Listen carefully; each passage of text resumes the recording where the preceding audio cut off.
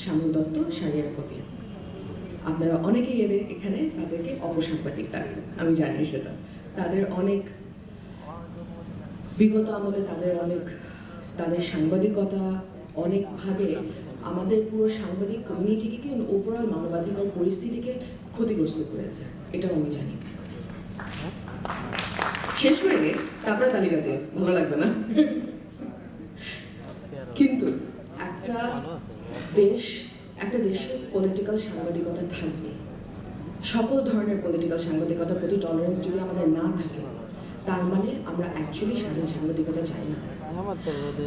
আমি একটা মামলা দেখছিলাম, যে মামলাতে তাদের নাম আছে।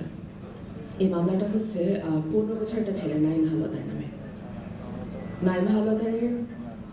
নাইম হাওলাদারকে যখন গুলি করে মারা হয়, এটা জুলাই 2024, যখন তাকে গুলি করে মারা হয়, তখন তার কারফিউর মধ্যে তার চাচা তার যে ডেথ সার্টিফিকেটটা এবং তার যে ছবিটা, তার মৃতদেহের ছবিটা, তার চাচা ওই কারফিউর মধ্যে আমার অফিসে নিয়ে আসছিল। ওনার একটাই চাওয়া ছিল যে আপা, ও তো এটা ওকে তো কেউ মনে রাখবে না, এই মৃত্যুটা তো মানে কোনো ময়না তদন্ত হচ্ছে না, কোনো কিছু হয়নি, এমনি তারা দাফন করে দিয়েছে। একটা ছেলে, যে ছোট ছেলে যেভাবে মারা গেল, এটা তো কারো কেউ মনে রাখবে না, আপনি প্লিজ ওকে নিয়ে একটু রাখেন। তার আকুতিটা ছিল হচ্ছে ওইটা। নাইম হাওলাদারের অনেকগুলো ছবি আমার কাছে আছে।